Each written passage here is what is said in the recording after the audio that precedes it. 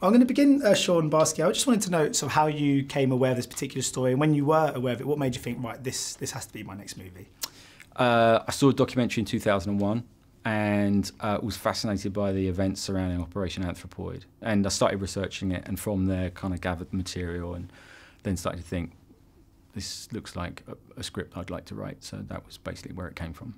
And I mean, the film is incredibly immersive, the way you use kind of handheld shots and the close-ups. And what was the idea behind that particular technique? Well, again, moving on from Metro Manila, it was sort of retaining that sort of documentary feeling of putting the audience in the shoes of the characters and following them on this kind of seemingly impossible mission. So that sort of added to the sort of urgency of what they were doing and the sort of paranoia of what was happening at that time. It added to all that, yeah. I mean, do you find when working with a bigger budget and a kind of bigger crew, which I imagine this would have been more so than your other productions, can it be harder to establish your own kind of technique and remain faithful to your own sensibilities when in that environment? Did you find it more challenging perhaps than usual? No, I mean, I never felt any pressures of exterior pressure of, you know, performance of, you know, budget and meets kind of creativity. I was very well supported by my producers, and I don't know, I think you just organically find your way through making a film, and what feels right is often what's right, and what feels wrong, you know, you kind of go, it feels wrong, and you just let it go. So yeah, you sort of, it's a very organic process that it's constantly shifting as you're making it from hour to hour, but yeah. And I've been on plenty of sort of film sets before. Nearly always a director's sat behind a monitor. Right. But you like to operate your own cameras. I mean, I get so bored behind a monitor. I can't do it. So what I mean, I end up talking to the catering. Yeah. And, you know, I'm not concentrating.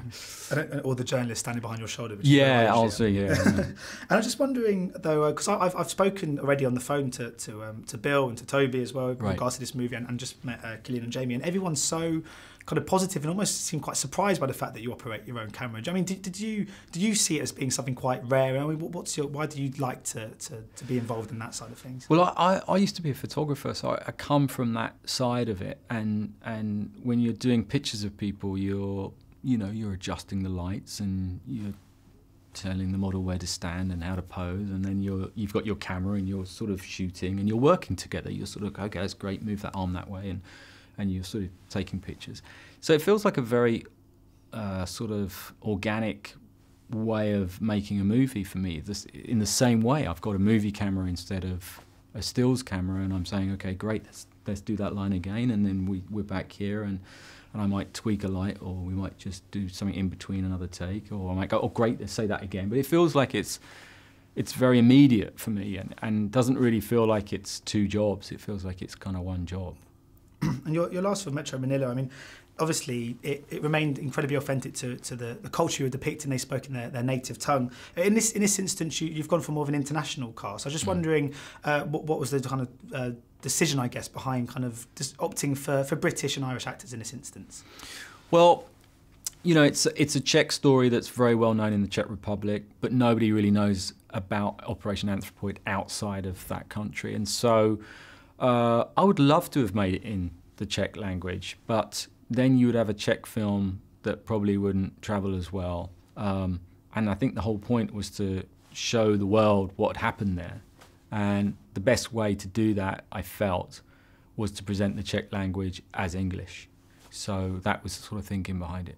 But I mean, either way, I mean, this is the sort of second project in a row where you have dived into another culture. I mean, do you see that as, because I mean, lots of British filmmakers will remain in Britain and make films that are very British, but I mean, the world's a big place with incredible stories, very rich stories. I mean, are you always kind of on the lookout for a story, sort of irrespective of where it might have come from? Yeah, definitely. And actually, I get attracted to things that actually generally aren't here.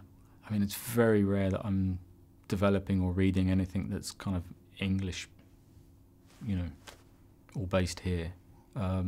So, yeah, I just, it's amazing. It's just like you say, the world's a big place. There's so many incredible stories out there. And So I just go searching for them. I mean, the closing, the last kind of scene at the church is just completely breathtaking. And I was interested in sort of where that was sort of shot, and I realised that the real church still exists with the kind of bullet holes in the walls. I mean, did you go and visit that? And when you did, it must have been quite haunting, particularly as I imagine by that point you would have sort of got to know the characters. Yeah. Somewhat. Well, I've been to the church many times before we started filming, so have a good relationship with the people that run the church. And it became apparent quite early on that there was no way we were going to do that sequence in the real church. So we had the plans of the real church and we built them on a soundstage at Barrendorf. So it's a complete replica of the original church.